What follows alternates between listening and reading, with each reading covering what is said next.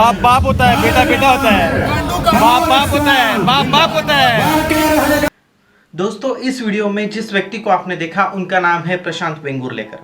वो जर्मनी में रहते हैं और वो एक सिविल इंजीनियर है।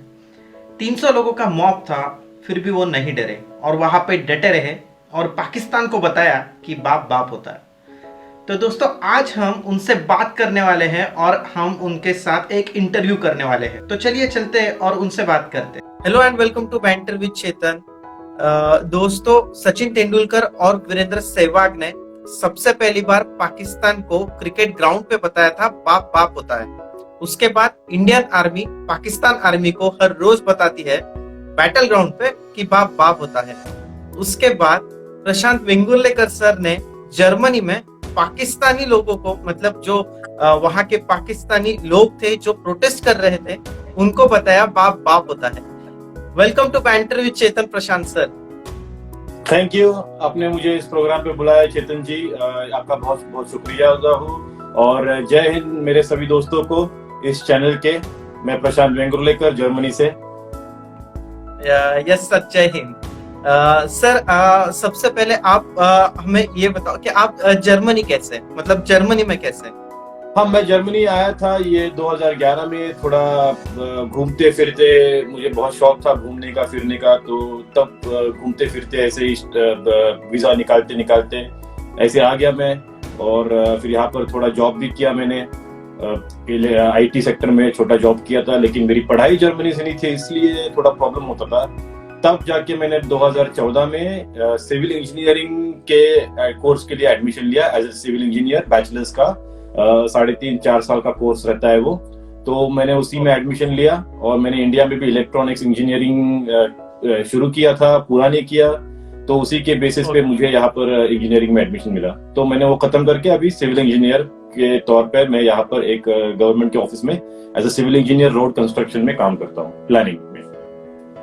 Okay sir, okay.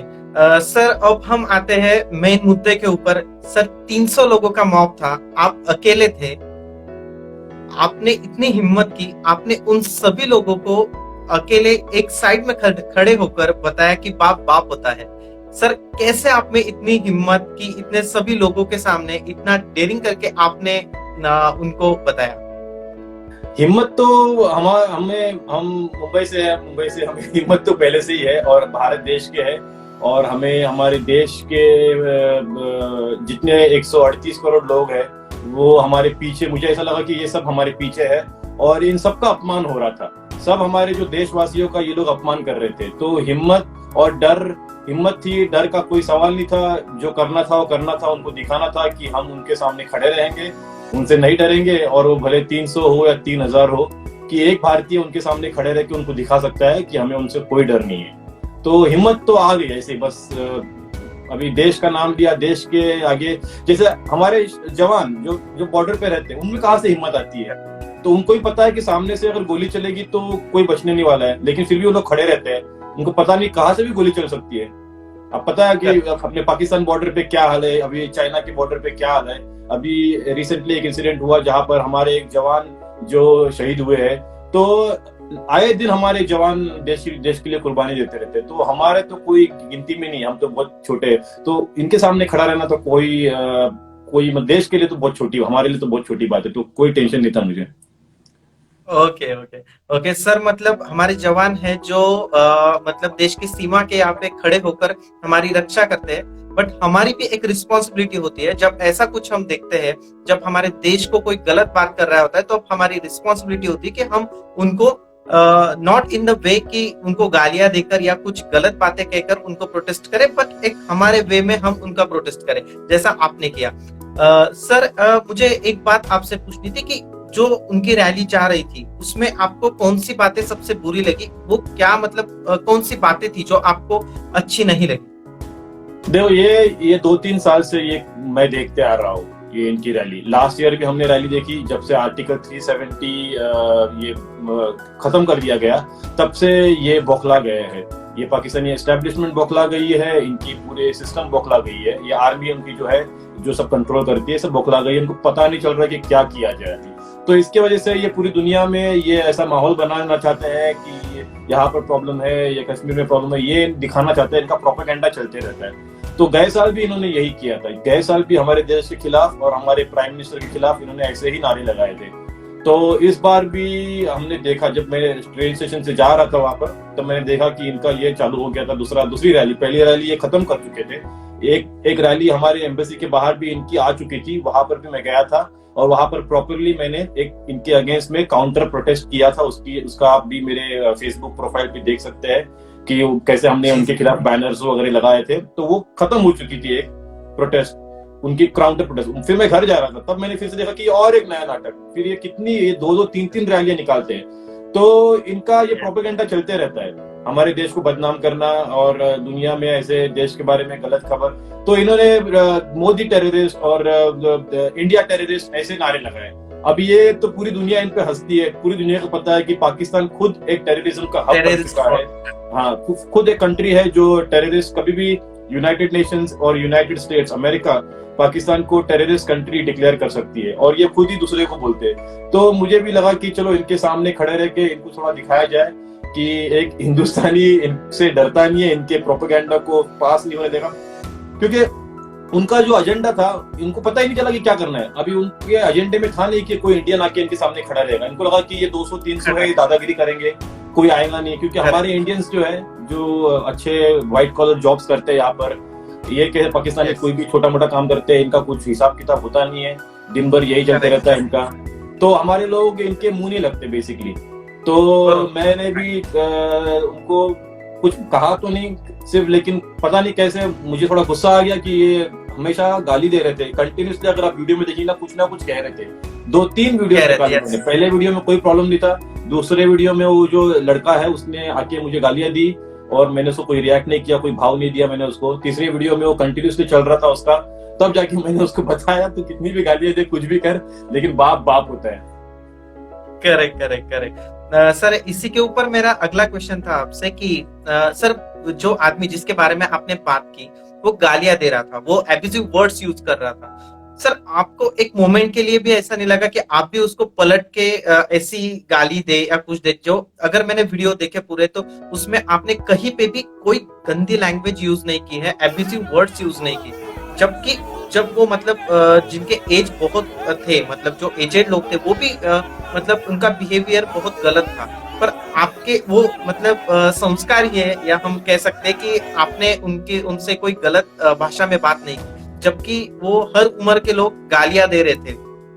यस, ये बात सही है। देखिए, हमारी संस्कृति, हमारी परंपरा, हमें जैसे बढ़ाया गया है, हमें शिक्षा मिली है, तो हमारे माँ बाप ने हमें अच्छी शिक्षा दी है। हर पूरे देश में देखिए आप, हमें अच्छी शिक्षा मिलती है बड़ों से, हर दूसरों से कैसी बात करनी है। तो ये गाली देना, ये गुस्से में आके इनको जवाब देना, ये हमारी संस्कृति नहीं है। मुझे सिर्फ उनको बताना था कि इनसे मुझे जरा भी डर नहीं लगता, इसकी वजह से उनको गाली देने की जरूरत नहीं थी। आप देखिए, गाली देके कुछ फायदा नहीं होता। ये सिर्फ मुझे देख के ही मेरे मतलब ये जो मेरे हाथ में ऐसा एक चिन्ह, उनको सबसे पता चला कि ये इंडियन है। फिर मैंने फ्लैग निकाला, मैंने तब उनको और पता चला कि ये सच में इंडियन है। ये तो पागल इंडियन खड़ा हो गया हमारे सामने, तो वो बौखला गया, समझ में नहीं आ रहा अभी करे तो क्या करे। तो जरूरत नहीं, हमें अपनी हम अपना देश को रिप्रेजेंट करते हैं। आप कहीं भी बाहर जाते हो, इंडिया में भी, आप सोशल मीडिया पे भी, कहीं भी आपको किसी से भी बात करनी है, कोई पॉइंट रखना है, कोई आर्ग्यूमेंट करनी है, गुस्सा आता है, आपको मन करता है हमें सब करने का, गाली देने का, लेकिन कंट्रोल करके संयम में रह के हमें हर एक चीज का जवाब देना है। कि हमें समझाना है कि देखो ऐसी बात है, वैसी बात है, तुम्हारे पॉलिटिकल डिफरेंसेस है, जो भी है तुम्हारी बात, हमें संयम रख के एक अच्छा लैंग्वेज लेवल रख के बात करनी है हमेशा। ये कभी नहीं भूलना है हमें, क्योंकि 4 लोग हमें देखते हैं अभी पूरे दुनिया में। अभी पता नहीं है 20-30 करोड़ लोगों ने वीडियो देखा होगा, तो ये सब पूरी दुनिया देखती है ये वीडियोस। तो अच्छा नहीं लगता ना ये सब, और जरूरत नहीं ना, हमें जनरली भाषा में हम किसी से गाली गलौज नहीं करते। ये हमारी शिक्षा बहुत अच्छी है और हमें बड़ों का वो मिला है, संस्कार मिला है। और हमारी संस्कृति आपको पता है कैसी है, तो हमारी संस्कृति को हम रिप्रेजेंट करते हैं। हमेशा मेरे सभी दोस्तों को यही मैं कहना चाहूंगा, भारतवासियों को, कि हमें शालीनता से, अच्छे व्यवहार से पेश आना है कहीं पर भी हम दुनिया में जाए, क्योंकि लोग देखते हैं कैसे और हमें इंडियंस को खासकर बहुत बहुत रिस्पेक्ट मिलती है दुनिया भर में। आप कहीं पर भी चले जाओ, आपने कहा इंडियंस है तो आपको हर जगह बहुत रिस्पेक्ट मिलेगी। सब कोई मैं पूरे दुनिया यूरोप में घुमाऊं, हर जगह में जाता हूँ तो बहुत रिस्पेक्ट मिलती है। वो लोग सर पे बिठा देते हैं इंडिया से, फिर बहुत बातें करते हैं वो लोग। तो हमें वो रिस्पेक्ट कायम रखना है। इसके वजह से कोई गाली का सवाल नहीं आता। Yes, sir. It is like give respect and take respect. Exactly. Yes. Sir, जब जो कि इमेज हमारे इंडियन लोगों की मतलब यूरोप कंट्रीज में, आप जर्मनी में हो, जैसी इमेज हमारी जर्मनी में है, सेम इमेज जो लोग पाकिस्तान से है उनकी भी है। उनका भी व्यवहार जर्मनी के लोग एक पाकिस्तानी लोग in front of the German people, image कैसी है दोनों की, अगर आप डिफरेंशिएट करो? हाँ, जैसे यहाँ पर भी कुछ पाकिस्तानी है जो पढ़े लिखे हैं, जो यहाँ पर मास्टर्स की इंजीनियरिंग करके पढ़ते लिखते हैं। नहीं, ऐसा नहीं है, काफी अच्छे अच्छे घर से पाकिस्तानी आते हैं। मेरे जान पहचान के पाकिस्तानी लोग हैं जो अच्छे से व्यवहार करते हैं, ये पॉलिटिक्स की बातें नहीं करते, ये मतलब हम अच्छे से रहते हैं। तो मैं मिलते रहता हूँ, मेरे दोस्त है काफी अच्छे अच्छे, बहुत करीबी दोस्त है जो पाकिस्तानी है, तो वो लोग नहीं ऐसा करते। तो जनरली इनकी इमेज ठीक ठाक है। मुझे पता नहीं जर्मन लोग क्या सोचते हैं उनके बारे में, लेकिन जब जर्मन देखते हैं कि ये जब रैली निकालते हैं और ये जब चिल्लाते हैं, ये पूरा रोड बंद कर देते हैं, तो उनका ही नाम खराब होता है। और पूरी दुनिया में वैसे ही पाकिस्तान का नाम खराब है। सबको पता है कि क्या है पाकिस्तान, क्या करता है। इनके लोग जो ये ऐसे रैलियां निकालते हैं, तकलीफ देते हैं। आज इन्होंने इंडिया के खिलाफ रैली निकाली, कल ये उठ के जर्मनी के खिलाफ ही रैली निकालेंगे। कल उठ के कुछ भी होगा इंडिया, जर्मनी और पाकिस्तान के गवर्नमेंट के बीच में, तो ये उठ के जर्मन गवर्नमेंट के अगेंस्ट में रैली निकालेंगे। ये कुछ भी लॉ निकलेगा नया, जो लॉज निकलते रहते हैं जर्मनी में, यूरोप में, सब जगह हर रिलीजन को सेम माना जाता है। तो ये लोग कुछ भी उसके खिलाफ कोई भी रैली निकाल सकते हैं वापस। तो ये जर्मन लोग देखते हैं, समझते हैं। वैसे ही यूरोप में माहौल थोड़ा वो है, टेंस है। बहुत सारी चीजें हो रही है यूरोप में लास्ट 3-4 सालों से, तो माहौल थोड़ा टेंस है। यहाँ के लोग ये नहीं चाहते कि ये सब रैलीज और ये तुम्हारे जो झगड़े हैं ये तुम अपने घर में रखो, यहाँ पर मत लेके आओ। ये भी मुझे ये पाकिस्तानियों से यही कहना है कि जो आपके जो झगड़े है जो है वो वहां पर रखो बॉर्डर पे, यहाँ पर मत लेके आओ। यूरोप, जर्मनी बहुत अच्छा देश है, शांति प्रिय देश है, आराम से लोग रहते हैं प्यार मोहब्बत से। तो आप भी प्यार मोहब्बत से रहिए, सबके लिए वही अच्छा है। अगर आप नहीं प्यार मोहब्बत से रहेंगे तो लोगों का आपकी तरफ देखने का नजरिया गलत रहेगा। ये तो हमेशा उनकी रेपुटेशन बहुत ही खराब है, वैसे भी हो चुकी है खराब बहुत सारी चीजों से, और खराब होते रहेगी। यस सर, आप जो हमारे मतलब बैचलर्स है जर्मनी में या फिर यूएस में, जो भी आउट ऑफ इंडिया है, उन्होंने आपका वीडियो देखा होगा। मतलब अगर ऐसी सिचुएशन उन पर आए तो आपका सजेशन उनके लिए क्या होगा कि वो भी ऐसे डट के खड़े रहे, या आप में वो हिम्मत थी? तो मतलब नहीं, हिम्मत तो दिखानी पड़ेगी, सबको हिम्मत दिखानी पड़ेगी। ये बहुत जरूरी है, इनको दिखाना पड़ेगा हमें पाकिस्तानियों के लिए।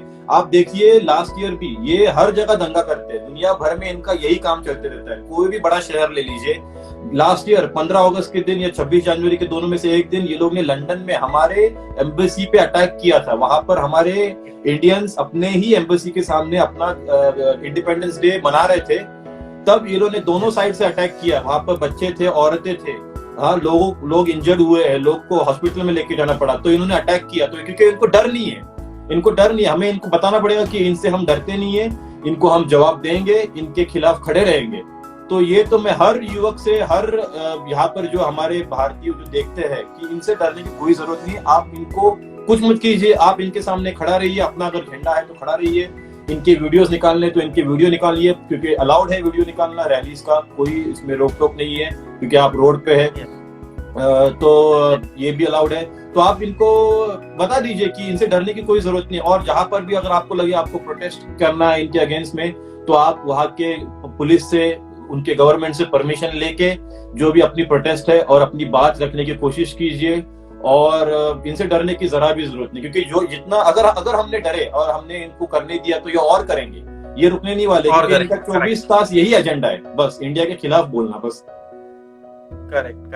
और सर मतलब वहाँ की पुलिस जो है वो हमारा साथ देती है, means in case of such situation की अगर ऐसा कोई मॉब हमारे ऊपर आके कुछ अटैक करे। तो आपने, जब मैंने वीडियो देखा तो उसमें आपने जर्मन लैंग्वेज में पुलिस साहब ऐसा कहा था, तो उनका सपोर्ट कैसे होता है? अगर नहीं, ऐसी वो सिचुएशन किसी का है तो पुलिस सपोर्ट करती है।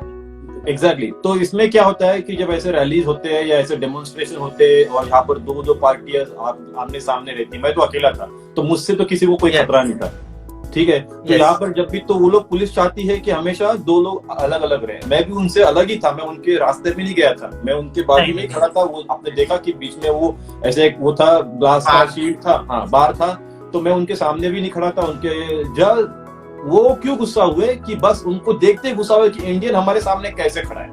बस उनकी इतनी दादागिरी, इतना वो दादागिरी करने चाहते थे कि उनका यही कहना था कि कैसे खड़ा है अकेला। इसके वजह से वो पूरे बौखला गए। तो पुलिस जो होती है, वो पुलिस वो चाहती है कि इन दोनों ग्रुपों को अलग अलग रखा जाए, ठीक है। तो वो तो उन्होंने पुलिस ने किया। जर्मनी में भी यहाँ पर पुलिस होती है और वो सब देखती है, और लेकिन क्या होता है कि खतरा तो हमेशा लगा रहता है, इसमें कोई दो राय नहीं है, कोई शंका नहीं है कि ये कुछ भी कर सकते थे, उस वक्त कुछ भी हो सकता था। तो मैं अपने दोस्तों से यही कहना चाहता हूँ कि आप अपनी मन की बात सुनिए। अगर आपको लगता है कि आपको खड़ा रहना है, क्योंकि कुछ भी हो सकता है, कल ये उठ के ना हो जाए कि आपको कुछ लग जाए या हो जाए।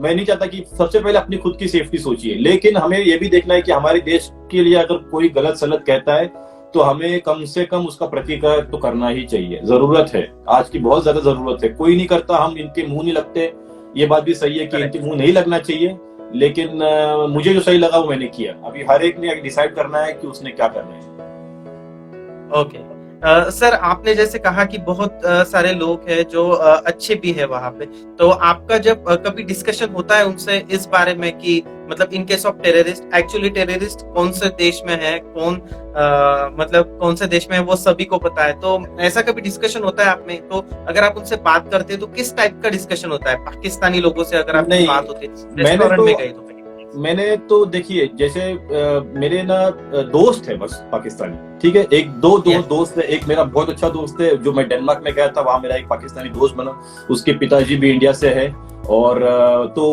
वो जाते आते रहते हैं इंडिया, तो दोस्त है। और मेरे सिर्फ दोस्ती के हिसाब से मेरी सबसे बात हुई है। तो जब आप दोस्ती के हिसाब से रहते हैं, साथ में बैठते हैं, खाते हैं, पीते हैं, तो आप ये सब बातें नहीं करते।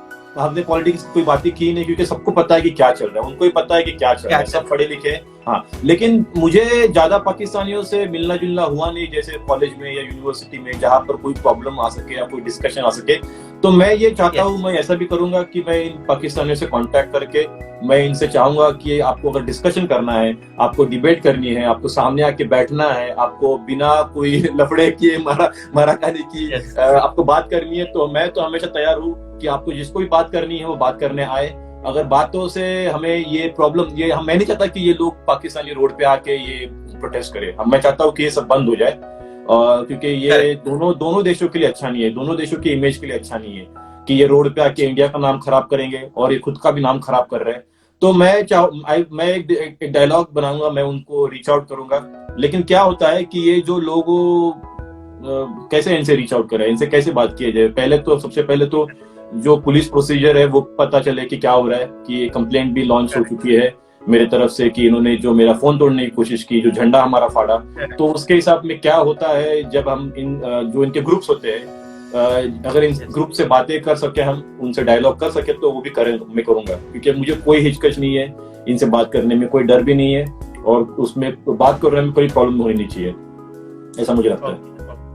ओके सर, जैसा हमने देखा आपको पूरे इंडिया से सपोर्ट आ रहा है, मतलब इसके बारे में, तो आपको जर्मनी में जो आपके दोस्त है उनसे भी सपोर्ट आ रहा है? मतलब वहाँ के जो लोग रह रहे हैं, आपके दोस्त होंगे जो इंडिया से है, वो आपको प्रॉपरली सपोर्ट वहाँ से मिल रहा है आपको? काफी सपोर्ट मिल रहा है, पक्का। यहाँ पर बहुत सारे ऑर्गेनाइजेशंस है, और हमने लास्ट ईयर भी ऐसे काउंटर प्रोटेस्ट ना ऑर्गेनाइज किया था हमने उनके, तो काफी सपोर्ट मिला। इस बार की कोई आया नहीं, मैंने कहा भी था कि आज जो आइए, तो मैं अकेला ही था। फिर बाद में जब घर जा रहा था तब मैं तो अकेला ही था, और हमारी जो काउंटर प्रोटेस्ट हुई थी उसमें भी 5-6 लोग थे, ज्यादा लोग थे नहीं हम लोग, कि हमारे लोग अपने कंस्ट्रक्टिव काम में बिजी रहते हैं, तो ठीक है।